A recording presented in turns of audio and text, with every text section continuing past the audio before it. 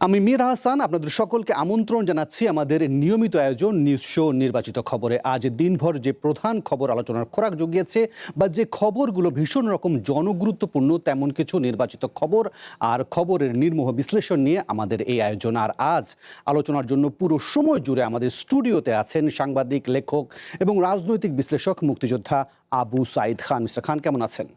হ্যাঁ, ভালো। অসংখ্য ধন্যবাদ, আপনি আমাদেরকে সময় দিয়েছেন। এছাড়াও এই আলোচনায় যোগ করে নিতে চাই সাবেক সংসদ সদস্য ও রাজনীতি বিশ্লেষক জনাব গোলাম মাওলা রনি। জনাব গোলাম মাওলা রনি, আপনি কেমন আছেন? আলহামদুলিল্লাহ, আপনি ভালো আছেন? নিশ্চয়ই, অসংখ্য ধন্যবাদ, আপনি আমাদেরকে সময় দিয়েছেন। এছাড়াও এই আলোচনায় আমরা নানান সময় একাধিক অতিথিকে যোগ করে নেব, জানবো তাদের মতামত এবং বিশ্লেষণ। আজ প্রধান খবর হিসেবে যে খবরটি আমরা নির্বাচন করেছি সেখানে বলা হচ্ছে সুপ্রিম কোর্ট সচিবালয়কে 5 মাসের মাথায় বিলুপ্ত করা হয়েছে। আর এ নিয়ে প্রজ্ঞাপন জারি ও বিচারকদের আইন মন্ত্রণালয়ে ফিরিয়ে নেওয়ার পদক্ষেপকে আদালত অবমাননা বলছে জামায়াতপন্থী আইনজীবীরা। এদিকে সরকারের বিরুদ্ধে আইনি লড়াইয়ের ঘোষণাও দিয়েছেন তারা। অন্যদিকে বিএনপিপন্থী আইনজীবীরা সরকারের এই সিদ্ধান্তকে বলছে যুক্তিসঙ্গত। আর এ বিষয়ে একটি প্রতিবেদন আছে, চলুন প্রতিবেদনটি দেখে আসি। স্বাধীন বিচার বিভাগের দীর্ঘদিনের আকাঙ্ক্ষা বাস্তবায়নে সুপ্রিম কোর্ট সচিবালয় অধ্যাদেশ 2025 অনুমোদন দেয় অন্তর্বর্তী সরকার। অনুমোদনের 10 দিনের মাথায় 30 নভেম্বর জারি হয় অধ্যাদেশ। ওই বছরেরই 11 ডিসেম্বর আনুষ্ঠানিকভাবে যাত্রা শুরু করে সুপ্রিম কোর্ট সচিবালয়, যা উদ্বোধন করেন তখনকার প্রধান বিচারপতি সৈয়দ রেফাত আহমেদ। এর মধ্যেই জাতীয় সংসদ নির্বাচনে বিজয়ী হয়ে সরকার গঠন করে বিএনপি। তবে নির্বাচিত সরকার ক্ষমতায় আসার পরপরই বিচারক নিয়োগ ও সচিবালয় সংক্রান্ত অধ্যাদেশগুলো বাতিল করার সিদ্ধান্ত নেওয়া হয়। গত 9 এপ্রিল সংসদে সুপ্রিম কোর্ট সচিবালয় রহিতকরণ বিল 2026 পাশ হয়। এতে সুপ্রিম কোর্টের স্বতন্ত্র সচিবালয় তার আইনগত ভিত্তি হারায়। এর ফলে বিচারক নিয়োগ ও প্রশাসনিক সব কার্যক্রম আবারও আইন মন্ত্রণালয়ের অধীনে ফিরে যায়। এরই ধারাবাহিকতায় মঙ্গলবার জারি করা হয় প্রজ্ঞাপন। এতে বিলুপ্ত সুপ্রিম কোর্ট সচিবালয়ের 15 কর্মকর্তাকে আইন ও বিচার বিভাগে সংযুক্ত করা হয়। বুধবার এমন সিদ্ধান্তের প্রতিক্রিয়া জানিয়ে সংবাদ সম্মেলন করেন জামায়াত ও এনসিপির আইনজীবীরা। সচিবালয় বিলুপ্ত করার পদক্ষেপকে আদালত অবমাননা জানিয়ে তারা বলেন, বিচার বিভাগকে ধ্বংস করার নীল নকশা করছে সরকার। সেখানে আমরা মেনশন করে এই প্রজ্ঞাপনটাও দেখিয়েছি এবং আমাদের কনসার্নের কথা বলেছে। আদালত সারপ্রাইজ হয়েছে। বিচার বিভাগের সঙ্গে এই ধরনের আচরণ করাটা শুধু দেশের জন্য ক্ষতি না, দেশের ভাবমূর্তি বিদেশেও ক্ষতিগ্রস্ত। একইভাবে এই বর্তমান রাজনীতি সরকার, বিএনপি সরকার বিচার বিভাগকে ধ্বংস করার জন্য তাদের যে আকাঙ্ক্ষা ছিল সে আকাঙ্ক্ষার আজকে আমরা নীল নকশা জনমানুষের সামনে প্রকাশিত হলো। এদিকে বিএনপিপন্থী আইনজীবীরা বলছেন, পৃথক সচিবালয় বাতিলে সরকারের সিদ্ধান্ত যুক্তিসঙ্গত। সরকার মনে করছেন যে এটাকে আরো সংশোধিত আকারে, আরো পরিচ্ছন্নভাবে জনগণের দ্বার গোড়ায় নেওয়ার জন্যই এটাকে সরকার মনে করছেন যে আরো পরিচ্ছন্নভাবে এটাকে তাদের আরো কিছু কার্যক্রম করা দরকার। তবে অবিলম্বে স্বাধীন বিচার বিভাগ প্রতিষ্ঠা না হলে আইনি লড়াই শুরুর ঘোষণা দিয়েছেন এনসিপি ও জামায়াতপন্থী আইনজীবীরা। Rakibul Rahat, one news, Dhaka. আমরা প্রতিবেদনটি দেখছিলাম। জনাব গোলাম মাওলা রনি, আপনাকে দিয়ে আলোচনাটা শুরু করতে চাই। আমরা জানি যে বর্তমান সরকার, অন্তর্বর্তী সরকারের অন্তত 20টি অধ্যাদেশ আছে যেগুলোকে আসলে আইনে পরিণত করার বা না করার এক ধরনের উদ্যোগ নিয়েছে। ফলে এগুলো কার্যকারিতা হারাচ্ছে, এটা বলার অপেক্ষা রাখে না। এর মধ্যে আমরা দেখছি যে মানবাধিকার কমিশন অধ্যাদেশ, গুম প্রতিরোধ অধ্যাদেশ, এছাড়াও দুর্নীতি দমন কমিশন অধ্যাদেশ, এগুলো রয়েছে। বিচার বিভাগ সংক্রান্ত 2টি বিষয় দেখছিলাম যে কোর্টে বিচারক নিয়োগ এবং স্বতন্ত্র সচিবালয় প্রতিষ্ঠা অধ্যাদেশ, এই দুটোকে তারা আইনে পরিণত না করার উদ্যোগ নিয়েছে। এখন প্রশ্নের জায়গাটা হচ্ছে, ধরেন বিরোধী দলে থাকার সময় বা বিরোধী পক্ষে থাকার সময় সবাই স্বাধীন বিচার বিভাগ বলে এক ধরনের চিৎকার চেঁচামেচি শুরু করে, কিন্তু ক্ষমতার মসনদে বসলে সবাই 360 ডিগ্রি ঘুরে যায় কেন? আসলে ক্ষমতার চেয়ার অনেক গরম, সেটা তো মাননীয় প্রধানমন্ত্রী নিজেই বলেছেন।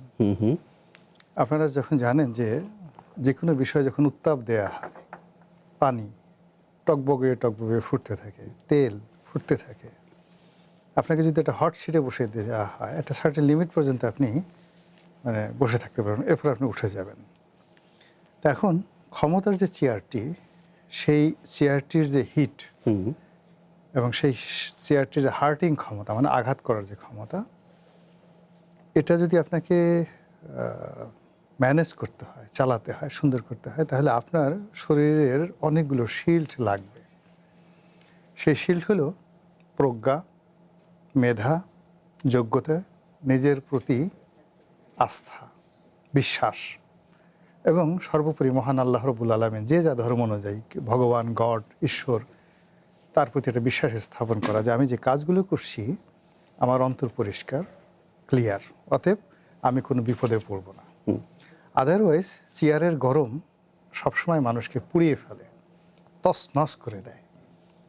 তো আমাদের প্রধানমন্ত্রীকে ধন্যবাদ, এই প্রথম একজন প্রধানমন্ত্রী তিনি বললেন যে চেয়ারটা বেশ গরম। এর আগের লোক বলেন, সবাই বলেছেন চেয়ার অনেক ঠান্ডা, অনেক মজা, এখানে বসলেই খালি ঘুম আসে আর খালি খেতে ইচ্ছে করে, বিভিন্ন জিনিসপত্র খেতে ইচ্ছে করে, পোলাও, কুরমা, কালিয়া কোপ্তা, টাকা পয়সা, ঘি, মাখন, ক্ষমতা, যা পাই শুধু খাই খাই, এরকম একটা ভাব। তো সেই প্রধানমন্ত্রী যখন স্বীকার করলেন ক্ষমতার চেয়ার গরম, আমরা ধরে নিয়েছিলাম যে এই যে গরম, যখনই তিনি গরম বলেছেন, পরবর্তী যেটা আছে পলিটিক্যাল সায়েন্স যেটা বলে, এই গরমগুলোর জন্য তার ওই কোয়ালিটি থাকতে হবে। শুধুমাত্র এইখানেও কিন্তু তিনি আবার এটা পরিষ্কারও করেছেন যে এই গরমটা তাকে মনে করিয়ে দেয় এই চেয়ারের অনেক দায়িত্ব আছে।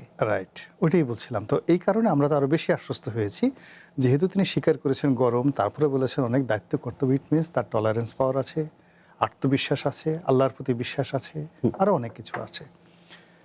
তো সেক্ষেত্রে এই স্বাধীন বিচার বিভাগ নিয়ে দীর্ঘদিনের যে মানুষের আশা আকাঙ্ক্ষা এবং এই শেখ হাসিনার সঙ্গে সাবেক প্রধান বিচারপতি এস.কে. সিনহার যে বিরোধ, সুপ্রিম কোর্টের সঙ্গে আইন মন্ত্রণালয়ের বিরোধ, বিশেষ করে আইন মন্ত্রণালয়ে একজন সচিব ছিলেন মিস্টার জহিরুল ইসলাম দুলাল, তার সঙ্গে এস.কে. সিনহার গণ্ডগোল, এবং সেই গণ্ডগোলের প্রেক্ষিতে জনাব এস.কে. সিনহাকে ডিজিএফআই দিয়ে শারীরিকভাবে লাঞ্ছিত করা হয়েছে, অপমানিত করা হয়েছে, নজিরবিহীনভাবে তাকে দেশ থেকে চলে যেতে বাধ্য করা হয়েছে। এই ঘটনা কিন্তু এই মাজদার হোসেন মামলা। তো সেই জিনিসটি, সেই ভূত, সেই অবস্থা, এবং সে যখন, অর্থাৎ সাবেক সরকার, এই সুপ্রিম কোর্টকে, এই বিচার বিভাগকে একান্তভাবেই নিজেদের পেটিকোট সেই হিসেবে তারা পেতে চেয়েছিল। তো তার বিরুদ্ধে আইনজীবীদের একটা বিদ্রোহ ছিল, বিচার বিভাগের যারা একেবারে জুনিয়র কর্মকর্তা তাদের একটা যা ক্ষোভ ছিল, আর বিচারাঙ্গনের যারা বিবেকবান মানুষ তাদের কিন্তু একটা ক্ষোভ ছিল, প্রচণ্ড ক্ষোভ ছিল। কিন্তু নিয়তির সেই একটা রাধা চক্করে তারা কিছু করতে পারছিল না। এর ফলে কি হলো, এই যে একটা পরিবর্তন, জুলাই আগস্ট যে বিপ্লব হলো, এই পরিবর্তনে কিন্তু বিচার বিভাগের যারা লোকজন আছে তারা অনেকটা হাঁপ ছেড়ে বেঁচেছিল। ডক্টর মোহাম্মদ ইউনূস সরকার বা আসিফ নজরুল এদের সম্পর্কে অনেকে অনেক বিরূপ কথা বলেন, কিন্তু এই যে বিচার বিভাগ পৃথকীকরণ, একটা স্বাধীন সচিবালয় স্থাপন এবং এখানে কর্মকর্তা কর্মচারী নিয়োগ দেওয়া খুব দ্রুততম সময়ের মধ্যে, এটা সর্বমহলে শুধু নয়, সারা দুনিয়াতে প্রশংসিত হয়েছে, অল ওভার দ্য ওয়ার্ল্ড। তো সেই জায়গাটি কেন এই সরকার তার অগ্রাধিকার যে কাজগুলো মানে এই মুহূর্তে তার না করলেও, মানে একেবারে করতেই হবে, না করলে তার পেটের ভাত হজম হবে না, তো সেই কাজের তালিকায় এটাকে যে টপ প্রায়োরিটি নিয়ে নিল। আমি আইনের একজন ছাত্র, জি, তো আইনের একজন ছাত্র হিসেবে আমি এর কোনো কারণ খুঁজে পাই না, নাম্বার ওয়ান। নাম্বার টু হলো যে আপনি দেখবেন যে কোনো একটা দুর্গন্ধ, সেই দুর্গন্ধ নিয়ে আপনি যত বেশি সেটাকে মানে ঘাটাঘাটি করবেন, সেটাকে কুকিং করার চেষ্টা করবেন, সেটাকে মশলা দেওয়ার চেষ্টা করবেন, ওটা আরও দুর্গন্ধ ছড়াবে, বাজে রকম বিশ্রী। এই যে ভদ্রলোক সরকারি পক্ষে যে উকিল কথা বলছিলেন, সম্ভবত অ্যাটর্নি জেনারেলের কর্মকর্তার অফিসে কোনো কর্মকর্তা, তিনি যেটা কুকিং করে বলার চেষ্টা করছিলেন যে আগের সরকার যেটা করেছে এটা বেশি একটা ভালো না, আরো সুচারুরূপে করতে চান, আরো সুন্দরভাবে করতে চান। তাহলে এক কাজ করে, আপনি যদি তার কথা উল্লেখ করলেন, তাকে বরং যোগ করে নিয়ে আমাদের সাথে আমি আমার বক্তব্যটা শেষ করে তারপরে তার সাথে। তো এখন সেটা হলো, আমার কথা হলো যে আপনি করেন ভালো কথা, কিন্তু এটা রেখে করলে আপনার অসুবিধা কি ছিল? ওকে, আপনি যদি বলতে পারতেন যে ঠিক আছে এই জিনিসটা করেছে, সেটা রইলো, আমরা এটাকে আরো কালারফুল করবো, কিন্তু একটা জিনিসকে ধ্বংস করে যে একটা অবিশ্বাস তৈরি করা হলো, এই অবিশ্বাস তৈরির ফলে যে একটা গ্যাপ তৈরি হলো, এই গ্যাপটা আমার কাছে মনে হচ্ছে এই মুহূর্তে সরকারের জন্য it's a huge liabilities. Now you can start. Okay, তাহলে আপনি যেহেতু বলছিলেন যে হুমায়ুন কবির মঞ্জু তিনি আমাদের সাথে যোগ দিন, তিনি বাংলাদেশ সুপ্রিম কোর্টের আইনজীবী হুমায়ুন কবির মঞ্জু, আপনি আমাদের সাথে যোগ দিয়েছেন। আপনি শুনছিলেন গোলাম মাওলা রনি বলছিলেন যে আসলে আপনারা বলছিলেন যে সুচারুরূপে আরও করতে চায় বলে সরকার আসলে এটাকে, এই অধ্যাদেশটাকে আইনে পরিণত করছে না। আপনি কি একটু ব্যাখ্যা করবেন আসলে আর কত সুচারুরূপে করা যায় আসলে এটাকে, কেন সরকার আসলে এরকম একটা অজনপ্রিয় সিদ্ধান্ত নিতে গেল গভর্নমেন্ট এই মুহূর্তে?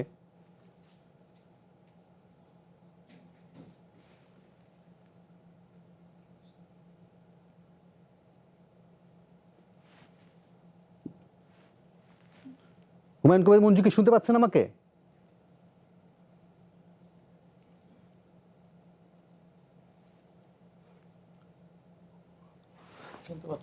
আমার মনে হয় না হুমায়ুন কবির মঞ্জু আমাকে শুনতে পাচ্ছে। ঠিক আছে, আমরা চেষ্টা করি তাকে লাইনটিকে নিয়ে আসার জন্য, তাকে কানেকশনে ঠিক করার জন্য। আমি বরং আবু সাইদ খান আপনার কাছ থেকে শুনতে চাই, আপনিও কি মনে করেন যে নিশ্চয় কোনো না কোনো কারণ তো থাকতেই পারে এটা সরকারের, নিশ্চয়ই এত অজনপ্রিয় বিষয়টিকে আসলে সামনে কে আনতে চাইবে? আচ্ছা, প্রথমত হচ্ছে যে স্বাধীন বিচার ব্যবস্থার ক্ষেত্রে দুটো জিনিস খুবই গুরুত্বপূর্ণ, যেটা দীর্ঘদিন ধরে আলোচিত হয়েছে, স্বাধীনতার পর থেকে আলোচিত হয়ে এসছে। একটা হচ্ছে বিচারকদের নিয়োগ প্রক্রিয়ার বিষয়, আর দ্বিতীয়ত হচ্ছে মন্ত্রণালয়ের উপর নির্ভরশীলতা। এবং মন্ত্রণালয়ের উপর নির্ভরশীলতার কারণে তারা স্বাধীনভাবে তারা তাদের জাজমেন্ট প্রয়োগ থেকে আরম্ভ করে বিভিন্ন ক্ষেত্রে তারা এক ধরনের বাধা প্রাপ্ত হয়, কিংবা তারা স্বাধীন মনোভাব গ্রহণ করতে পারে না। এটা একটা হুমকি ছিল। তো এই দুটো জায়গা তো দীর্ঘদিন ধরে দাবি দেওয়া, এবং যারা সরকারে আছেন, বিরোধী দলে আছেন, সবাই এইসব দাবি দেওয়া আন্দোলনের সঙ্গে কোনো না কোনোভাবে যুক্ত ছিলেন। এটা আমরা অতীতে যদি দেখি, সবার রেকর্ড দেখে কোনো না কোনোভাবে যুক্ত ছিলেন। তারপরে মাজদার হোসেন মামলার মধ্য দিয়ে যে জায়গাটা প্রশস্ত হলো, তো তারপরে অন্তর্বর্তী সরকারের আমলে যেটা হয়েছিল, তো এটা সংশোধন হতে পারত। এবং আমি আইন বিশেষজ্ঞ নই, তারপরে তো আমি বুঝি তো যে এটা সংশোধন করার সুযোগ ছিল। সেটা না করে বাতিল করার মধ্য দিয়ে জনগণের সঙ্গে একটা দূরত্ব তৈরি হয়েছে, এবং একটা সংশয় তৈরি হয়েছে যে বিএনপি এটা চাইছে না। কেননা একটা ট্রেন্ড হলো যে ক্ষমতায় থেকে যেটা করে, মানে বিরোধী দলে থাকাকালীন যা বলে, ক্ষমতায় থেকে সেটা বলে না এবং সেটা করেও না। এই যে একটা ব্যাপার, এই যে অবিশ্বাসটা, এটা আবার আরেকবার সেটা ঘনীভূত হলো, আরেকবার এটা প্রমাণিত হলো যে আসলে তাদের আন্তরিকতা নিয়ে এখানে প্রশ্ন উঠেছে। তো এইটা আমরা তো প্রত্যাশা করিনি, বিশেষ করে জুলাইয়ের অভ্যুত্থানের মধ্য দিয়ে, দীর্ঘ আইনি লড়াইয়ের মধ্য দিয়ে, তো যে ব্যবস্থাটা, যে সম্ভাবনার দ্বারটা খুলে গিয়েছিল, সেই দ্বারটা আবার আমার কাছে মনে হচ্ছে দ্বারটা বন্ধ হয়ে গেল। সামনে আমরা তো আমাদের তো অভিজ্ঞতা আছে যে বিচারপতি সিনহাকে কিভাবে তাকে তাড়িয়ে দেওয়া হয়েছিল, যেটা গোলাম মাওলা রনিও বললেন, এবং সেটা খুবই ন্যাক্কারজনক। আমাদের বিচার ব্যবস্থার ইতিহাসে একটা ন্যাক্কারজনক ঘটনা হয়ে আছে। তো সেখান থেকে আমাদের উত্তরণের জন্য যেটা ছিল, তো সেই জায়গা থেকে আমরা ওটা পারলাম না। আমাদের যে সব জায়গা, এটা মানবাধিকার কমিশন এবং গুম কমিশনের ক্ষেত্রেও কথাটা একইভাবে প্রযোজ্য, যেটা আমরা প্রত্যাশা করিনি, যে স্বপ্ন আন্দোলনের মধ্য দিয়ে জাতি দেখেছিল, যেখানে আইনের অঙ্গনের লোকেরা দেখেছিলেন, তো সেই স্বপ্নটা ক্রমেই যেন দূরে সরে যাচ্ছে। যে আমি বরং চেষ্টা করি হুমায়ুন কবির মঞ্জুকে আমাদের আলোচনায় যোগ করে নিতে। জনাব হুমায়ুন কবির মঞ্জু, আপনাকে বিরতির আগে প্রশ্ন রেখেছিলাম, যেটা হচ্ছে গোলাম মাওলা রনি বলছিলেন যে সুচারুরূপে আপনারা করতে চান, কিন্তু সুচারুরূপে করতে গিয়ে তো একটা ধরনের সন্দেহ ঢুকে যাচ্ছে। ফলে এরকম একটা অজনপ্রিয় কাজ কি কারণে এই মুহূর্তে করতে চাওয়া, এটা এটা আসলে যুক্তিসঙ্গত ব্যাখ্যাটা আসলে কি, একটু বলবেন নিশ্চয়ই।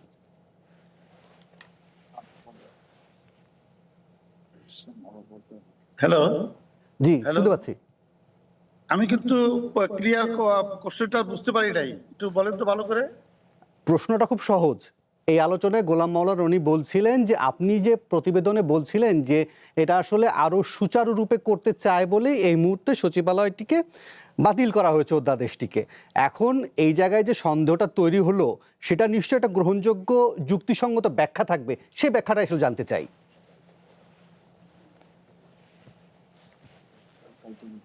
আপনার প্রশ্নটা কিন্তু কাটা কাটা আসছে, আমি কিন্তু ক্লিয়ার বুঝতে পারতেছি না এখনো। আমি আবারও প্রশ্নটি আপনাকে করি। আমরা এই আলোচনার মধ্যে জানতে চেয়েছিলাম গোলাম মাওলা রনির কাছে যে এই সিদ্ধান্তটা কিভাবে দেখেন, যে অধ্যাদেশটিকে, সুপ্রিম কোর্ট সচিবালয় অধ্যাদেশটিকে যে বাতিল করা হয়েছে, সেটাকে কিভাবে দেখেন? আপনার বক্তব্যের প্রেক্ষিতেই প্রতিবেদনই ছিল যে আপনি বলছিলেন এটাকে আরো সুচারুরূপে করতে চায় বলে সরকার এটাকে বাতিল করেছে। এর বাইরেও নিশ্চয়ই কোনো গ্রহণযোগ্য বা যুক্তিসঙ্গত ব্যাখ্যা আছে। কি কারণে এটা সরকার করলো সেটাই জানতে চাইছি।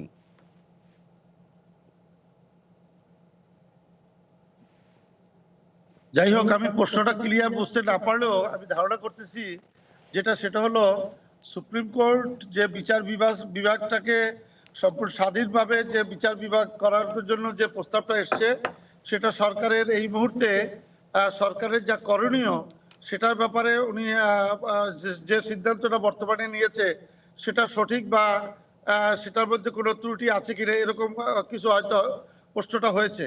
আমার কাছে পরিষ্কার প্রশ্নটা আসে নাই। তারপরও আমি বলবো যে বর্তমান সরকার যে সিদ্ধান্তটা নিয়েছে সে সিদ্ধান্তটা আমি মনে করি জনবান্ধব সিদ্ধান্ত হওয়ার জন্যই এ সরকার ইন্টারিম গভর্নমেন্টের যে সময়কালীন যে স্বাধীন বিচার ব্যবস্থার যে বিষয়টা সচিবালয় করা হয়েছিল, সেখানে যদি কোনো ত্রুটি থাকেও সেই ত্রুটি যাতে করে ভবিষ্যতে কোনোরূপ কোনো কোশ্চেন অ্যারেজ না করে, সে কারণেই সরকার হয়তো চিন্তা করেছে যে এটা জনবান্ধব সচিবালয় বিচার বিভাগটা সম্পূর্ণ স্বাধীন বিচার বিভাগ হবে। এই প্রশ্নে সরকার আন্তরিকতার সহিত এখানে এমন একটা সচিবালয় তৈরি করতে চাচ্ছেন যেখানে কোনোরূপ কোনো দেশের মানুষ কোনো প্রান্ত থেকে যেন কোনো কোশ্চেন অ্যারেজ করতে না পারে। সে কারণেই সরকার চিন্তা করছেন যে এটা এমনভাবে কাজটা করতে হবে যে স্বাধীন সচিবালয় করবেন যেখানে কোনোরূপ কোনো প্রশ্নবিদ্ধ না হয়, এবং জনস্বার্থে সেটা করার জন্য যেখানে যে কোনো জিনিস অপূর্ণ থাকবে সেই অপূর্ণতা পূর্ণ করে একটা পূর্ণাঙ্গ সুন্দর স্বাধীন সচিবালয় করার প্রত্যয়ই এ সরকার যে সিদ্ধান্ত নিয়েছেন সেটা মনে হয় সেটা জনস্বার্থেই করেছেন বলে আমি বিশ্বাস করি। জি, জনাব হুমায়ুন কবির মঞ্জু, তাহলে আর একটু স্পষ্ট হই। তাহলে একজন সচিব নিয়োগ দেয়া, কর্মকর্তা নিয়োগ দেয়া, অধ্যাদেশ অনুযায়ী জনবল কাঠামো তৈরির জন্য কমিটি গঠন করা, কমিটিটা একাধিক বৈঠক করা, বাজেট প্রণয়ন করা, অনেক টেকনিক্যাল কাজগুলো তো হয়ে গিয়েছিল। ফলে এইগুলোর এখন কি হবে? এক। দ্বিতীয়ত আরেকটা জিনিস জানতে চাইবো যে ধরেন বিএনপির যে রাষ্ট্র মেরামতের 31 দফা রূপরেখা আছে, সে 31 দফার মধ্যে 9 দফাতেও কিন্তু এই প্রসঙ্গটি আছে যে তারা একটা স্বাধীন সুপ্রিম কোর্টের জন্য যেটা হচ্ছে নিয়োজনী বিচারালয় মানে সচিবালয় থাকবে। সেও তো তার যে রাষ্ট্র মেরামতের 31 দফার মধ্যে 9 দফা সেটাও তো ভায়োলেট করলো।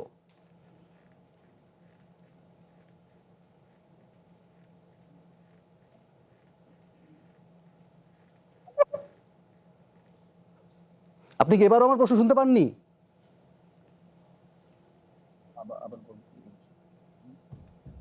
না, উনি আমার মনে প্রশ্ন শুনতে পাইনি। গোলাম মাওলা রনি, আপনি কি তার ব্যাখ্যায় সন্তুষ্ট হতে পারলেন? না, আসলে যেহেতু তিনি একটা দলের সঙ্গে আছেন, আমরা একটা দলের সঙ্গে আছি, তো তাকে তো তার দলকে রিপ্রেজেন্ট করতে হবে।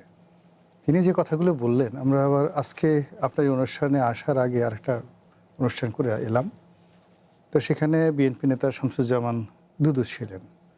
একেবারে এই ভদ্রলোক যে কথা বললেন হুবহু তিনিও একই কথা বললেন। মনে হয় যে না দুজন মানে একটা স্ক্রিপ্ট ইজ দ্য সেম।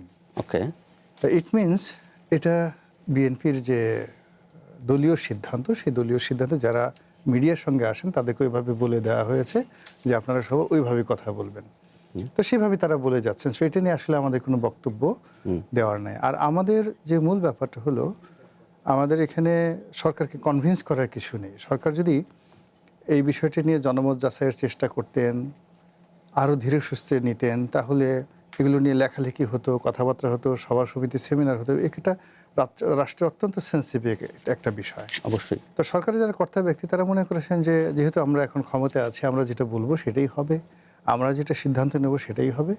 আর যারা এটা নিয়ে কথাবার্তা বলবে তাদের কথার তো কোনো ভ্যালু নাই। আর যদি বেশি বাড়াবাড়ি করে, ডান্ডা আছে, ঠান্ডা মেরে দেবো, একদম ঠান্ডা করে দেবো, এরকম জিনিসগুলো তাদের থাকে অতীতের মতো করে। তো যাই হোক, এনিওয়ে আমাদের যেটা আশঙ্কা, জনগণ হিসেবে সাধারণ যেটা আশঙ্কা, সেটা দীর্ঘ 17 বছর ধরে আমরা তো আসলে অনেক কথা বলেছি, অনেক কথা বলেছি একটা রেজিমের বিরুদ্ধে।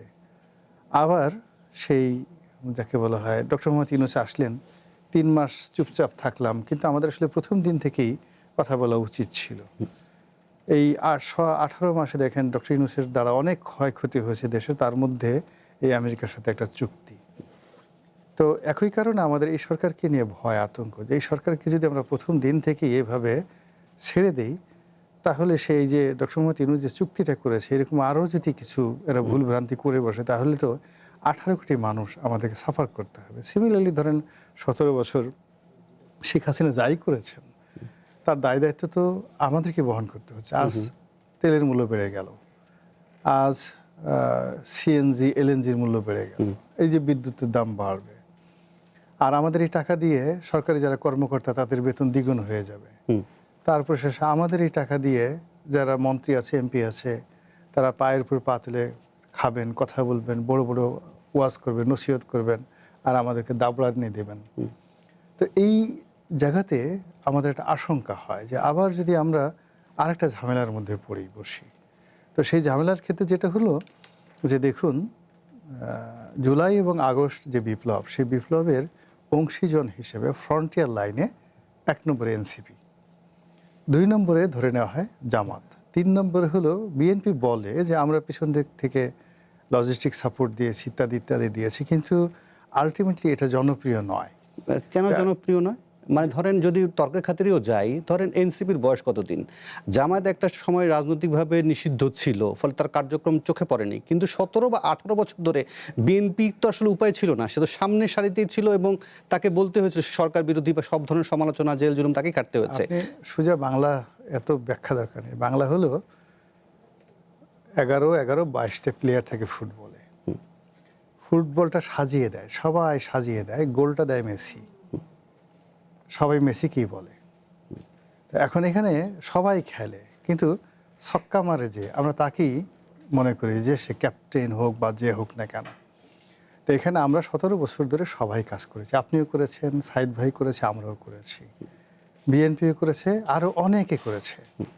তো এর মধ্যে কত মানুষ মারা গেছে, কত রক্ত ঝরেছে, কিন্তু গোলটা করেছে এনসিপি, ব্যাটিংটা করেছে এনসিপি, আর পিছন দিক থেকে তাদের যত লজিস্টিক সাপোর্ট, এই যেটাকে ম্যাথমেটিক্স বলা হয়, টাকা পয়সা থেকে শুরু করে যা কিছু, এটা জামাত দিয়েছে। এই সত্যটা আপনি স্বীকার করে যত বেশি আপনি সতর্ক হবেন, তত বেশি সরকার পরিচালনা করতে আপনি লাভবান হবেন। আদারওয়াইজ আপনি যদি একেবারে ক্ষমতা চেয়ারে বসে মনে করেন যে এটা আমি একেবারে স্বয়ংক্রিয়ভাবে এটা পেয়ে গেছি, আমার 17 বছরের সাধনা, আর এই বাবা 17 বছরে কে কী করেছেন আমরা তো দেখেছি সবাই। আপনারা চেষ্টা করেছেন, কিন্তু আপনারা ব্যর্থ হয়েছেন। তো 17 বছর একজন মানুষ চেষ্টা করে পেল না, আর একজন মানুষ মাত্র 17 দিন চেষ্টা করে সেই সেম সফলতা পেল। আপনি কাকে নম্বর দেবেন বলেন, কাকে যোগ্য মনে করবেন? তো সেই দিক থেকে রক্তের দাগ এখনো শুকায়নি। বিদ্রোহ যারা করেছে, বিপ্লবী যারা করেছে, তারা এখনো ঘরে ফিরে যায়নি। তার বাস্তব প্রমাণ আপনি দেখেন যে তারা যেখানে রিভোল্ট করছে ঠিক সেই জায়গাটাই তারা উইন করছে। যে চট্টগ্রামে গ্রাফিতি নিয়ে গন্ডগোল হলো, মুছে ফেলার কথা বলা হলো, সেখানে তারা যখন রুখে দাঁড়ালো অল্প কয়েকজন মানুষ, সেই চট্টগ্রামের মেয়র এসে নিজের হাতে সেই গ্রাফিতি আর্ট করতে বাধ্য হলেন। তো কাজেই এই যে দেখেন যে বিচার বিভাগ একটা অত্যন্ত জনপ্রিয়, যার সঙ্গে জুডিশিয়ারি মানে বাংলাদেশের 2টো প্রতিষ্ঠান, যে প্রতিষ্ঠানের সঙ্গে নো ওয়ান ক্যান চ্যালেঞ্জ, আর এই 2টো প্রতিষ্ঠান যদি কারো বিরুদ্ধে চলে যায় সর্বনাশ হয়ে যায়। 1 নম্বরে আর্মি, 2 নম্বরে হলো বিচার বিভাগ। তো সেই বিচার বিভাগটাকে আমরা কেন, বিএনপির যারা লোকজন আছে, কেন ঠেলে ঠেলে আমরা এনসিপির দিকে দিয়ে দিচ্ছি, কেন জামাতের দিকে দিয়ে দিচ্ছি? This is my question. জি, অসংখ্য ধন্যবাদ। আমি একটা বিরতি নেই, বিরতির পর ফিরে এসে একই সঙ্গে হুমায়ুন কবির মঞ্জুর সাথে যে আমাদের অডিও বার্তার যে কানেকশনের সমস্যা হচ্ছে, আশা করি সেটা ঠিক হয়ে যাবে, তার কাছ থেকেও শুনতে পাবো। একই সঙ্গে আবু সাইদ খান, আপনার জন্য প্রশ্ন থেকে যাবে যে ধরেন একে একে তো ধরেন এর আগে দেখলাম যে মানবাধিকার কমিশনের অধ্যাদেশ, গুম প্রতিরোধ অধ্যাদেশ, দুর্নীতি দমন কমিশনের অধ্যাদেশ, এবার হচ্ছে সুপ্রিম কোর্টের বিচারক নিয়োগ এবং স্বতন্ত্র সচিবালয় অধ্যাদেশ, যে একে একে বাতিলগুলো হচ্ছে বা যেগুলোকে আসলে আইনে পরিণত না করার উদ্যোগ নেওয়া হচ্ছে, ফলে এক ধরনের স্বৈরাচারী মনোভাবের বহিঃপ্রকাশ আপনি দেখেন কিনা? হুমায়ুন কবির মঞ্জুকে আমরা আমাদের আলোচনা নিতে পারি কিনা? হুমায়ুন কবির মঞ্জু, ছোট্ট করে আমাকে একটু বলবেন। নিশ্চয়ই আমি জানতে চাইবো যে ধরেন আপনি নিশ্চয়ই বিএনপি রাষ্ট্র মেরামতের যে 31 দফার রূপরেখা আছে সেটা নিশ্চয়ই পড়েছেন নিশ্চয়ই। সেখানে আপনি যদি 9 দফাটা একটু লক্ষ্য করেন, সেখানে তো একদম স্পষ্ট করে বাংলাদেশ সংবিধান ও মাজদার হোসেন মামলার রায় আলোকে বিচার বিভাগের কার্যকর স্বাধীনতা নিশ্চিত করা হবে এবং এটি স্পষ্টতই বলা আছে বিচার বিভাগের জন্য সুপ্রিম কোর্টের নিয়ন্ত্রণাধীন একটি পৃথক সচিবালয় থাকবে। নিজের রাষ্ট্র মেরামতের রূপরেখা থেকে কিভাবে ঘুরে গেল, মানে কোন যুক্তিতে ঘুরে গেল বিএনপি? দেখুন, এখানে যে বিষয়টা আজকে আপনার কোশ্চেন করেছেন সেটা হলো সরকার এখন যে জিনিসটা করছেন যে বিচার বিভাগের স্বাধীনতার সংক্রান্ত বিষয়ে, এই বিচার বিভাগের স্বাধীনতা এটা কিন্তু আমাদের আইনজীবীদের, সারা দেশের মানুষের একটা প্রত্যাশিত স্বপ্নের একটা বহিঃপ্রকাশই ছিল এবং সেটা বাস্তবায়ন ইন্টারিম গভর্নমেন্টের সময়ে এটা করা হয়েছিল। কিন্তু আজকের যখন এটাকে আবার সেখান থেকে সরকার যখন আবার ব্যাক করেছে, সেটার পিছনে কারণ যেটা আমার ধারণা, বা আমি ধারণা থেকেই বলবো এই কারণে যে সরকার, আজকের বর্তমান সরকার হলো জনগণের প্রত্যাশিত সরকার, জনগণের ভোটের সরকার, গণতান্ত্রিক সরকার। এই সরকার চাচ্ছে জনগণের প্রত্যাশা বাস্তবায়নের জন্য এখানে যাতে কোনো রকম কোনো ত্রুটি না থাকে, জনবান্ধব সরকারের যে মানুষের যে প্রত্যাশা, সেই প্রত্যাশা অনুযায়ী বিচার বিভাগে স্বাধীন বিচার বিভাগ সচিবালয় করার জন্য এখানে যেন কোনো প্রশ্নবিদ্ধ না হয়, জনগণের কাছে যেন কোনো রকম কোনো ত্রুটি সৃষ্টি না হয়, সে কারণেই সরকার হয়তো বিষয়টা আরো সংশোধিত আকারে, যেটা পরিপূর্ণভাবে জনবান্ধব এবং জনগণের যে প্রত্যাশা, সেই প্রত্যাশা প্রস্তাব। হুমায়ুন কবির মঞ্জু, আমি এটা আরেকটু স্পষ্ট হই, আপনি যদিও আপনার ধারণা থেকেই বলছেন, হুমায়ুন কবির মঞ্জু আরেকটু স্পষ্ট হই, আপনি আপনার ধারণা থেকেই বলছেন, আপনি বলছেন যে আরো ভালো সুচারুরূপে হোক কোনো ত্রুটি ছাড়া। আচ্ছা, একজন সচিব নিয়োগ দেওয়া হয়েছিল, সেখানে কি ত্রুটি পাওয়া গেছে? জনবল নিয়োগ দেওয়া হয়েছিল, কাঠামো তৈরি করা হয়েছিল, সেখানে ত্রুটি পাওয়া গেছে? একাধিক বৈঠক হয়েছিল, সেখানে ত্রুটি পাওয়া গেছে? এ কারণে বলবো না যে যাদেরকে যেভাবে নিয়োগ দেওয়া হয়েছে সেটা সরকারের চিন্তা চেতনা থেকে দিয়েছেন এবং সেটা সম্পূর্ণ, আমি মনে করি যে সেখানে কোনো ত্রুটি আছে কিনা, আমার মনে হয় না যে কোনো ত্রুটি রয়েছে।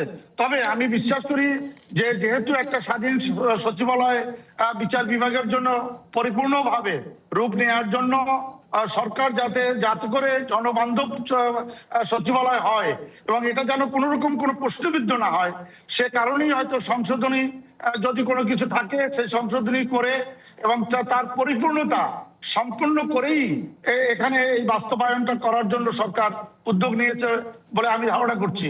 তার কারণ এছাড়া এই সরকারও চাচ্ছে যে জনগণের যে প্রত্যাশা, সে প্রত্যাশা পরিপূর্ণ করবে এবং আমরা সে বিশ্বাস করি এবং সেই বিশ্বাসে কোনো রকম কোনো ত্রুটি এই সরকার, গণতান্ত্রিক এই সরকার এটা করবে বলে আমি বিশ্বাস করি না। তারা জনবান্ধব সরকার হিসাবে তারা পরিপূর্ণ একটা সুন্দর সুস্থ পরিচ্ছন্ন একটা সচিবালয়, স্বাধীন বিচার বিভাগ, স্বাধীন বিচার বিভাগ সচিবালয় তারা আমাদের দেশের মানুষের প্রত্যাশিত সেই স্বপ্ন, সেটা বাস্তবায়ন করবে বলে আমি বিশ্বাস করি। জি, অসংখ্য ধন্যবাদ হুমায়ুন কবির মঞ্জু। গোলাম মাওলা রনি, আপনি কিছু বুঝতে পারলেন? আমি ঠিক পরিষ্কার হতে পারিনি যে আবার সুচারুরূপে, আবারও কোনো ত্রুটিমুক্ত ছাড়া, তার মানে যেগুলো নিয়োগ হয়েছিল, যে কার্যক্রমগুলো ছিল, সেগুলোর মধ্যে কি মানে কি একেবারে নিজস্ব লোক সেখানে নিয়োগ দিতে হবে? মূল ব্যাপারটা হলো যে আপনি যেটা বুঝতে পারেননি, সাইদ ভাইও সেটা বুঝতে পারেনি, আমিও সেটা বুঝতে পারছি না, এবং যিনি বলছেন মানে তাকে বলতে হচ্ছে, কিন্তু বাস্তবতা হলো যেটা বুঝতে পারছে না। মূল ব্যাপারটা এখানে সচিব নিয়োগ নিয়ে নয়। এর কারণ হলো একজন সচিব, ধরেন মিস্টার এক্সকে বাদ দিয়ে আপনার পছন্দের ওয়াইকে নিয়োগ করে, এটা সরকারের জন্য 1-2 বিষয়। আচ্ছা, পুরো জনবল কাঠামোকে আপনি দ্বিগুণ করতে চান, আপনার পছন্দের লোক বসাতে চান, কাউকে বাদ দিতে চান, কমাতে চান, এটাও 1-2 বিষয়। এখানে মূল বিষয়টা হলো যে আমাদের অধস্তন আদালত যেখানে জামিন হয়, প্রিলিমিনারি জামিন হয়, চার্জ ফ্রেম হয়, জিআর মামলাগুলো হয়, কোর্টের মানে থানাতে যে মামলাগুলো হয় বা থানা যে মামলাগুলো নেয়, পুরো কাজটা, বিচারিক যে প্রক্রিয়াটা, অলমোস্ট যে 90% যে কাজগুলো, সেইগুলো কাজ হয় সিএমএম, সিজিএম এবং জেলা জজ আদালতগুলোতে। তো সেইগুলো এখন আন্ডার দিস মানে প্রেজেন্ট সিচুয়েশন অ্যাবসলিউটলি মন্ত্রণালয় এটা নিয়ন্ত্রণ করে। সুপ্রিম কোর্টের সঙ্গে পরামর্শ করতে বলা হয়েছে, কিন্তু আসলে সুপ্রিম কোর্টের পরামর্শে আমি আমার এটা কখনো দেখিনি যে প্রধান বিচারপতির পরামর্শটা হয়েছে, কিন্তু মন্ত্রণালয়ের যিনি ধরেন জয়েন্ট সেক্রেটারি অ্যাডমিন, তিনিও না। মূলত বড় বড় ডিস্ট্রিক্ট জাজ যারা আছেন, একদম সিনিয়র ডিস্ট্রিক্ট জাজ আছেন, তারা মন্ত্রণালয়ের একটা পদ আছে ডিএস অ্যাডমিন, উপসচিব অ্যাডমিন, এর সাথে দেখা করার জন্য বা এর আনুকূল্য পাওয়ার জন্য বিচারকদেরকে পাগলের মতো ঘুরতে হয়। আচ্ছা, এটা নিয়ে বহু দুর্নীতি হয় মন্ত্রণালয়ে, এটা নিয়ে বহু অনিয়ম হয়, বহু অবিচার হয়, এবং বিচারকদের কান্না এটা যারা বিচারাঙ্গনে আছেন তারা বুঝতে পারেন অপমান কাকে বলে। আমরা দেখি যে একটা গাউনপুরে একটা বিচারক মাই লর্ড অর্ডার বলেন, সেই মানুষটিকে যখন অন্যায়ভাবে মানে আপনাকে বদলি করা হচ্ছে, প্রমোশন দেওয়া হচ্ছে না, এবং এটা মন্ত্রণালয় এই কাজগুলো যুগের পর যুগ ধরে করছে, এটার বিরুদ্ধেই সম্মিলিতভাবে বিচার অঙ্গনের যে একটা প্রতিবাদ, সেটা মাজদার হোসেন মামলায় এসছে। আর এই কাজটি সরকার করে মূলত দলীয় পান্ডাদেরকে সুযোগ সুবিধা দেওয়ার জন্য। আমার লোকে, যেমন ধরেন আমি একজন এলাকার এমপি আছি, এখন যদি আমার একটা ক্ষমতা থাকে যে এই সিজিএমকে, ম্যাজিস্ট্রেটকে আমি ট্রান্সফার করতে পারবো, চাকরি থেকে বাদ দিতে পারবো, তাহলে তো সে আমার কথা শুনবে, আদারওয়াইজ তো শুনবে না। তো অন্যদিকে সে যদি সুপ্রিম কোর্টের অধীনে থাকে তাহলে তো একেবারে সম্পূর্ণ স্বাধীন, কে মন্ত্রী কে এমপি ডাজ নট ম্যাটার, এমনকি সে প্রধানমন্ত্রীকে পাত্তা দেবে না। তো এই হলো অবস্থা। তো এই কারণে কি হচ্ছে, বিচার অঙ্গনের উপরে একটা সরকারি কর্তৃত্ব প্রতিষ্ঠা করতে চাচ্ছে বর্তমান সরকার। এটা হলো একটা খাস বাংলা কথা। এই খাস বাংলা কথার মধ্যে গিয়ে তো আবার প্রশ্ন সামনে আসবে, ধরেন এই দ্বৈত প্রশাসনিক ব্যবস্থার মধ্যে গিয়ে তো নির্বাহী বিভাগকে তো বিচার বিভাগের সাথে এক ধরনের কনফ্রন্টেশনে যেতেই হচ্ছে, তাহলে ফলে এতে একটা সরকারের লাভটা কি হবে তাহলে? না, মানে তাকে তো কনফ্রন্টেশনের মধ্যে আসতে হবেই। না, তার সরকারের লাভ হলো, সরকার যেটা আছে সেটাও সরকার তো আর এই বিচারকদের মানে যাকে বলা হয় কারণে ক্ষমতা আসেনি। সরকার ক্ষমতা এসছে তার নেতাকর্মীদের কারণে। এখন সেই নেতাকর্মীদেরকে তো আর রিলিফ দিতে হবে। 2 নম্বর হলো সরকারের, আমাদের দেশের ক্ষমতা বলতে নেগেটিভ ক্ষমতা, আপনি কতটা প্যাদানি দিতে পারেন প্রতিপক্ষকে, কতটা মার দিতে পারেন, কাকে কতটা মামলা 200-300 মামলায় ফাঁসাতে পারেন, আপনি বলে দিবেন জামিন হবে, জামিন হবে না। এবং এই যে একটা নেতিবাচক ক্ষমতার দম্ভ সরকারি দলগুলোর রয়েছে, এটা এই বিপ্লবের পরে এই যে এখন যে নির্বাচনের পরে যে সরকারটা আসলো, সেটা ছাড়তে চাচ্ছে না সহসা।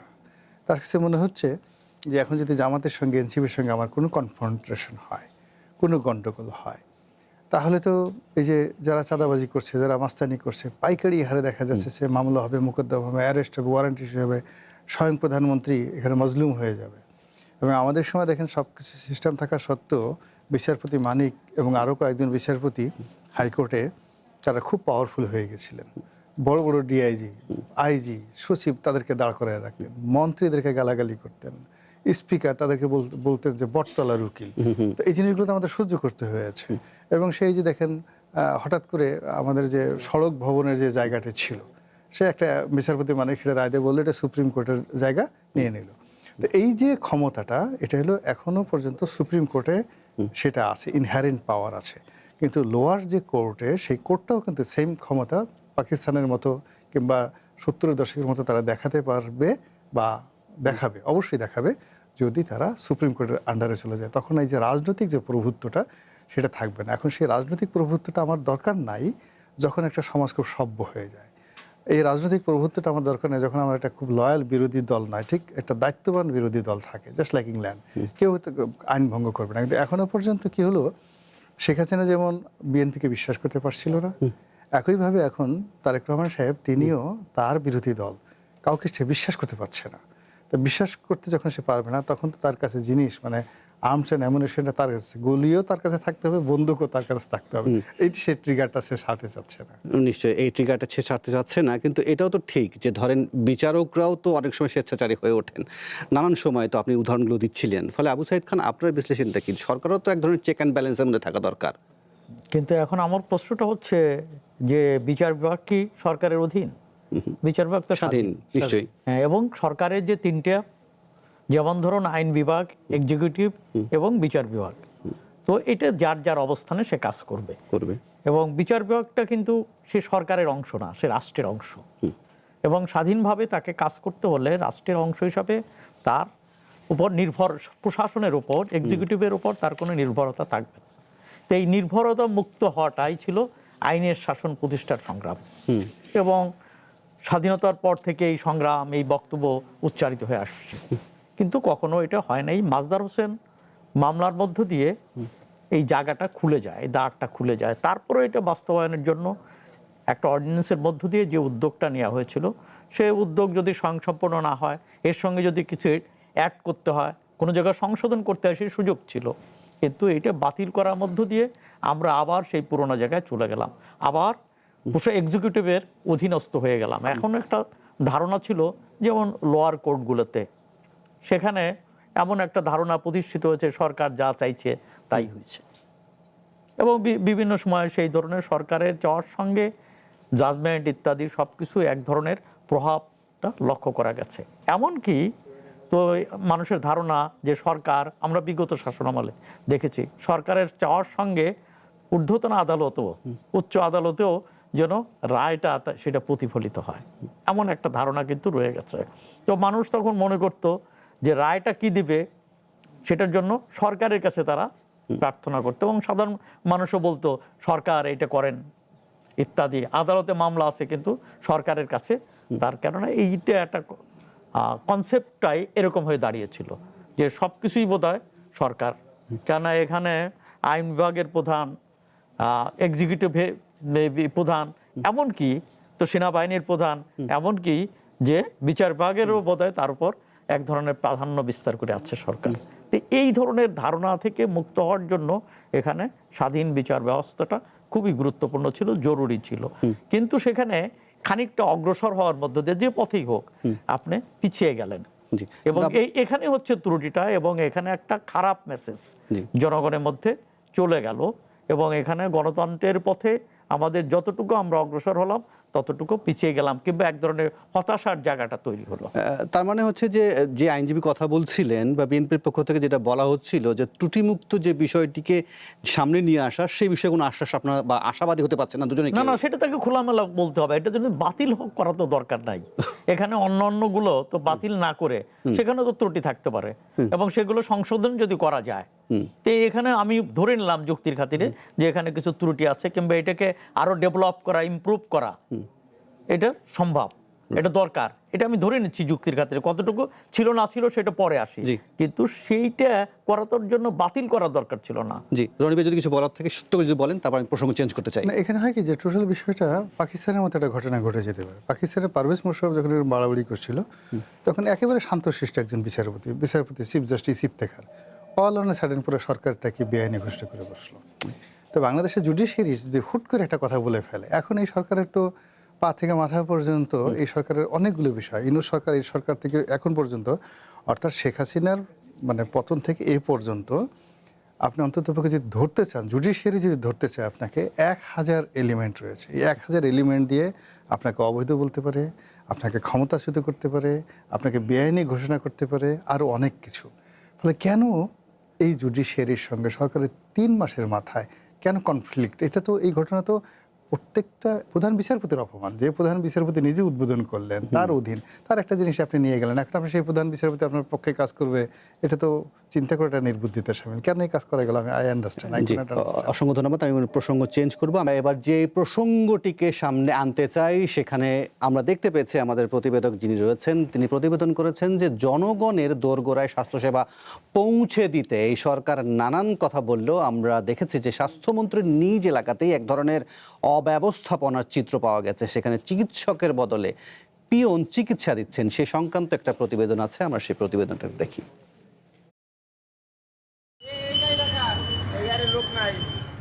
নরসিংদী জেলার মনোহরদী উপজেলার স্বাস্থ্য সুরক্ষা নিশ্চিত করতে রয়েছে 50 শয্যা বিশিষ্ট স্বাস্থ্য কমপ্লেক্স সহ 10টি উপস্বাস্থ্যকেন্দ্র। কিন্তু নথিপত্রে 10টি উপস্বাস্থ্যকেন্দ্র থাকলেও ভবন রয়েছে মাত্র 3টি। সরেজমিনে গিয়ে দেখা যায় বাকি 7টি উপস্বাস্থ্যকেন্দ্রের কোনো হদিস না থাকলেও নিয়োগ দেয়া আছে চিকিৎসক, উপসহকারী, কমিউনিটি মেডিকেল অফিসার, ফার্মাসিস্ট ও অফিস সহকারী। চ্যানেল ওয়ানের অনুসন্ধানে গোতাশিয়া ইউনিয়নের উপস্বাস্থ্য কেন্দ্রে গিয়ে দেখা মেলে স্বাস্থ্য অব্যবস্থাপনার ভয়ঙ্কর চিত্র। চিকিৎসকের বদলে রোগীদের সেবা দিচ্ছেন অফিস সহকারী। আপনি যখন অফিস সহায়ক এখানে, তাই না? আপনার ফার্মাসিস্ট দেখলাম এখানে নাই, তাহলে আপনি কিভাবে ওষুধগুলো দেন? না, আমি তো যে স্যারের সাথে দীর্ঘদিন ধরে, আমি ঢাকা মেডিকেল ছিলাম, আমি স্যারের আমার সাথে ছিল, কোনটা জটিল হইলে আমি স্যারের সাথে পরামর্শ করি। সেই হিসাবে আমার মেডিকেল অ্যাসিস্ট্যান্ট ছিল অনেকগুলি আগে থেকে, হিসেবে আমার অনেকগুলো জানা আছে। তবে ভুল চিকিৎসা সহ মেয়াদ উত্তীর্ণ ওষুধ দেওয়ার অভিযোগ রয়েছে অফিস সহকারীর বিরুদ্ধে। এই যে ঠ্যাঙ্গের ব্যথা যা 1 বছর ধরে অনেক কষ্ট করতাম, যদি যেন ভালো একটা ডাক্তার থাকতো, চিকিৎসা করতে পারতো, তাহলে অনেক সুবিধা হতো, যে টাকার জন্য চিকিৎসা করতে পারি। উনি হচ্ছে এই হাসপাতালের দেখাশোনা বা ডাক্তারের সাথে থাকার কথা, কিন্তু উনি সবাই ওষুধ দেন। ধরেন এই জায়গায় একজন জ্বরের পেশেন্ট আসলো, তার জ্বরে যদি না মাপা হয় তাহলে সেখানে জ্বরের কিরকম ট্রিটমেন্ট দেবে? একই উপজেলার কাঁচিকাটা ইউনিয়নের উপস্বাস্থ্য কেন্দ্রে গিয়ে দেখা যায় সেখানে তালা ঝুলছে। অন্যদিকে কয়েক বছর ধরে মেডিকেল অফিসার না থাকায় সুকন্ধি ও লেবুতলা ইউনিয়নের উপস্বাস্থ্য কেন্দ্রে চিকিৎসা দিচ্ছেন উপসহকারী community medical officer. Medical officer পাইছি, অনেকজনই পাইছি। ওনারা আসছে 2-3 মাস পরে বা 6 মাস পরে, 1 বছর পরে বদলি হয়ে চলে গেছে। তো বর্তমানে মেডিকেল অফিসার নাই। মেডিকেল অ্যাসিস্ট্যান্ট ট্রেনিং স্কুল থেকে 4 বছরের ডিপ্লোমা করে আসছে। আমাদের পোস্ট হচ্ছে উপসহকারী কমিউনিটি মেডিকেল অফিস। এখানে হাসপাতালের আউটডোরে যে সেবাগুলো দেওয়া হয় এখানেও সম্পূর্ণ ওরকম সেবা, শুধু ইমার্জেন্সিটা বাদে। উপস্বাস্থ্য কেন্দ্রগুলোর অব্যবস্থাপনা নিয়ে চ্যানেল ওয়ানের মুখোমুখি হন উপজেলা স্বাস্থ্য ও পরিবার পরিকল্পনা কর্মকর্তা ডাক্তার রাশেদুল হাসান মাহমুদ। তিনি ক্যামেরার সামনে কথা বলতে রাজি হননি। প্রতিদিন তো আমাদের নলেজে থাকে না সবকিছু, যদি ওইখানে কেউ যদি আমাদের বলে যে না ও যেরকম থাকার কথা সেটাও থাকতেছে না, তখন হয়তো আমরা ইয়ে করতে পারবো। যেমন আপনার কাছে এখন শুনলাম। একই বিষয়ে ক্যামেরার সামনে কথা বলতে নারাজ জেলার স্বাস্থ্য বিভাগের কর্ণধার সিভিল সার্জন। এটা একটু আমাকে ক্যামেরাতে বলা যাবে না? মানে সব ক্ষেত্রে ক্যামেরার ব্যাপারে অ্যালার্জি আছে? ইউনিয়ন উপস্বাস্থ্য কেন্দ্রে আবাসিক মেডিকেল অফিসার, উপসহকারী কমিউনিটি মেডিকেল অফিসার, ফার্মাসিস্ট ও অফিস সহকারী পদধারী 4 জন উপস্থিত থাকার কথা। খাতা কলমে তাদের নিয়োগ থাকলেও কর্মে যেন তার পুরোই উল্টো। এসব অনিয়ম বন্ধের দাবি তৃণমূল স্বাস্থ্যসেবা গ্রহীতাদের। One national desk. আমরা প্রতিবেদনটা দেখছিলাম, বরং এই ফাঁকে এই প্রতিবেদনের সংক্রান্ত একটু বিশ্লেষণের জন্য আমরা নরসিংদী জেলা সুশাসনের জন্য নাগরিক সুজনের যিনি সাধারণ সম্পাদক আছেন জনাব হলধর দাস, তাকেও যোগ করে নিয়ে এই আলোচনায়। তার কাছ থেকে একটু শুনবো, তারপর বাকি বিশ্লেষণটা আপনাদের কাছে করবো। হলধর দাসকে কি আমরা পাচ্ছি? হলধর দাস, আপনি আমাকে একটু নিশ্চয়ই বলবেন যে স্বাস্থ্যমন্ত্রীর নিজ জেলায় স্বাস্থ্য ব্যবস্থার এমন বেহাল অবস্থা কেন? হ্যালো, শুনতে পাচ্ছেন? জি, শুনতে পাচ্ছি। ব্যাপারটা হলো, যদি উপস্বাস্থ্য কেন্দ্রগুলোতে চিকিৎসা সেবা ঠিক মতো হতো তাহলে তো রোগী আর জেলা হাসপাতালে আসতো না, বা নরসিংদী হাসপাতালে আসতো না। এখানে চিকিৎসা ব্যবস্থা ঠিক মতো থাকলেই তো এমনটি কথা হইতো না। এখন তো তারা নিজেরাই বলছে ডাক্তার নেই। এখন আপনি চিন্তা করেন, উপস্বাস্থ্য কেন্দ্র সঠিকভাবে সেবা কমপক্ষে 3 ডাক্তার দরকার, সেখানে ডাক্তারই নেই। কর্মচারী যদি ডাক্তারের ভাব ধরে বসে থাকেন সেখানে তো চিকিৎসা সেবা হবে না। আমি যখন ঘোষণা দিব আমি চিন্তা করবো কতটুকু করতে পারবো।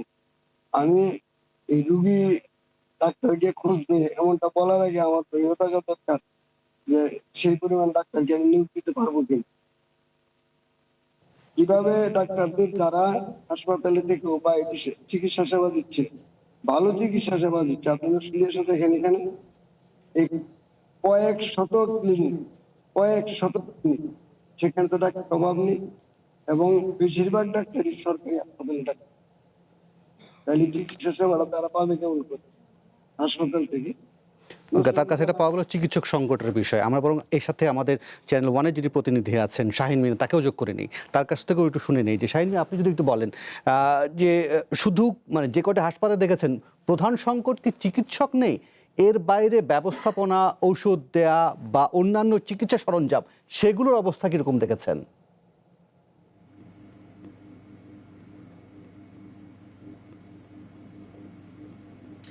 হ্যাঁ, আপনি যেমনটি বলছিলেন, আমি বিশেষ করে যে 10টি উপস্বাস্থ্য কেন্দ্র রয়েছে তার মধ্যে কিন্তু মাত্র 3টি উপস্বাস্থ্য কেন্দ্র ভবন রয়েছে, এবং এখানেই মূলত যারা ফার্মাসিস্ট বা পিউন বা যারা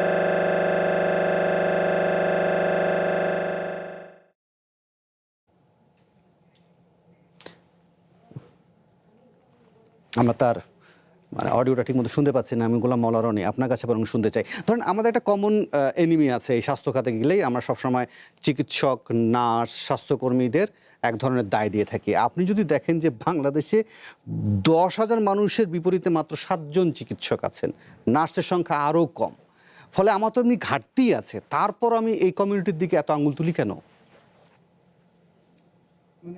যতটুকুই আমাদের আছে সেটুক মানে সুন্দরভাবে ব্যবহার করার জন্য যে মন দরকার, মানসিকতা দরকার, সেটা আমরা আসলে করছি না।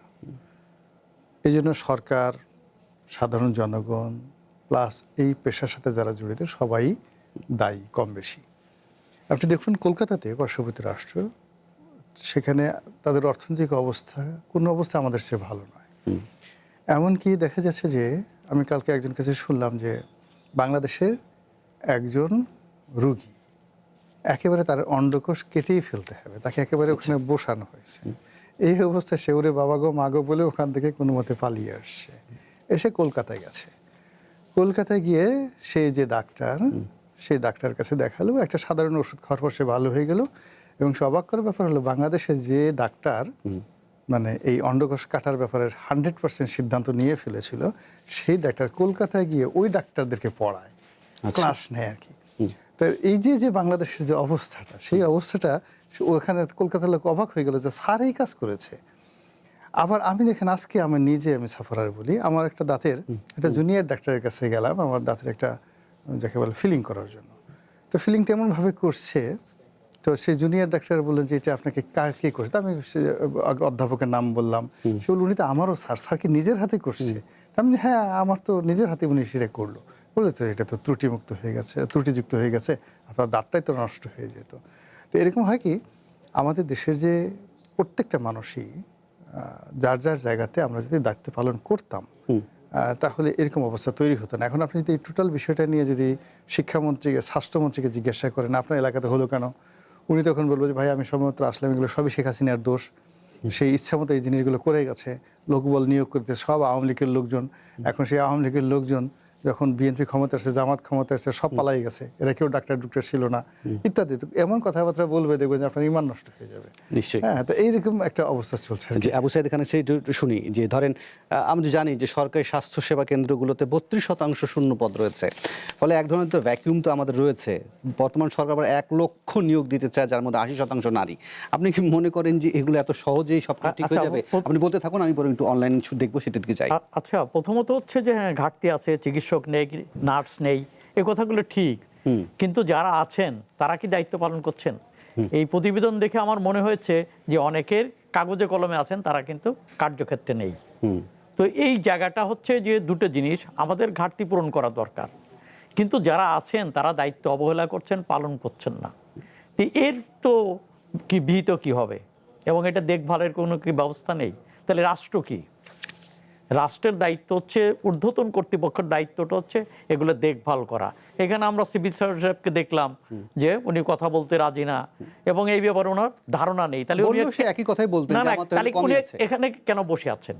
উনি যদি উনার যে নিম্নস্থ অফিসগুলোতে কিভাবে পরিচালিত হচ্ছে এই খবর যদি তার কাছে না থাকে, এবং এটা না থাকার কথা না, এটা তো সবারই জানার কথা যে, এবং উনি সেখানে ভিজিটে যান কিনা। জি, আবু সাইদ খান একটু থামাতে হচ্ছে। আমরা সাধারণত এই অংশে অনলাইন দেখে এবং ছোট্ট করে মতামত নেওয়ার চেষ্টা করি, কিন্তু মনে হচ্ছে না আজকে খুব বেশি সুযোগ পাবো। আমি বরং দর্শকদেরকে এক বাক্যে কয়েকটা অনলাইন পত্রিকায় সর্বশেষ আপডেট যেগুলো আছে সেগুলো দেখে এই অনুষ্ঠান থেকে বিদায় নেব। আমরা প্রথম আলো অনলাইনে দেখছি আসছে বড় বাজেট, অর্থ আসবে কোথা থেকে, মানে যে বড় বাজেট আসবে সে অর্থের সঙ্গতি কোথা থেকে হবে, কারণ সরকার বলছে যে একটা শূন্য জায়গা থেকে তারা শুরু করছেন। পশ্চিমবঙ্গে সিএ কার্যকর, অবৈধ বাংলাদেশি ফেরত পাঠানোর ঘোষণা শুভেন্দু। নিশ্চয়ই এটা বড় আলোচনার দাবি রাখে, কিন্তু আমার হাতে একেবারেই সময় নেই, যার কারণে আমি খুব বেশি সময় দিতে পারছি না। এরপরে আমরা বরং মাহফুজ আলমের গতকালের পোস্টটি নিয়ে একটা বড় ধরনের বিতর্ক হচ্ছে যে আওয়ামী লীগ ব্যাক করেছে, মাহফুজের পোস্টকে ঘিরে আলোচনা, তর্ক বিতর্ক। এর প্রেক্ষিতেই সাবেক আইন উপদেষ্টা আসিফ নজরুলও একটা লেখা লিখেছেন। আমরা বরং একটু দেখি বিবিসি বাংলা কি বলছে, হরমুজ প্রণয় খুলতে চাই, চুক্তিতে পৌঁছতে তাড়াহুড়ো নেই ডোনাল্ড ট্রাম্প। আবারও যদি গোলাগুলি শুরু হয়, ভয়ে কেউ সীমান্তের কাছে ক্ষেত খামারে যাচ্ছে না। সীমান্তর বিষয়টা ভীষণ রকমের গুরুত্বপূর্ণ, বেশ কয়েকদিন ধরে সীমান্তে উত্তেজনা রয়েছে। এছাড়া আমরা যুগান্তর দেখি, যুগান্তর অনলাইন কি বলছে, বিরোধীদের কড়া বার্তা মির্জা ফখরুলের, আমরা উড়ে এসে জুড়ে বসিনি। সম্ভবত আবারও জামাত এনসিপির সাথে এক ধরনের কনফ্রন্টেশনে চলে গেছেন বিএনপির নেতা। বারবারই আমাদের শুনতে পাচ্ছি রাজনীতি মাঠ হয়তো আস্তে আস্তে ধীরে ধীরে উত্তপ্ত হতে হচ্ছে। যাই হোক, আমি চেষ্টা করতাম যদি সময় থাকতো আপনাদের মন্তব্য নিতে, তবে আমার হাতে একেবারে সময় নেই। আবু সাইদ খান এবং গোলাম মাওলা রনি, অসংখ্য ধন্যবাদ। এই রাতে আপনারা আপনাদের মূল্যবান সময় এবং মন্তব্য জানিয়েছেন। আর এই ছিল আজকের নির্বাচিত খবরে। কাল আবারও দেখা হবে। ভালো থাকুন, সুস্থ থাকুন, শুভরাত্রি।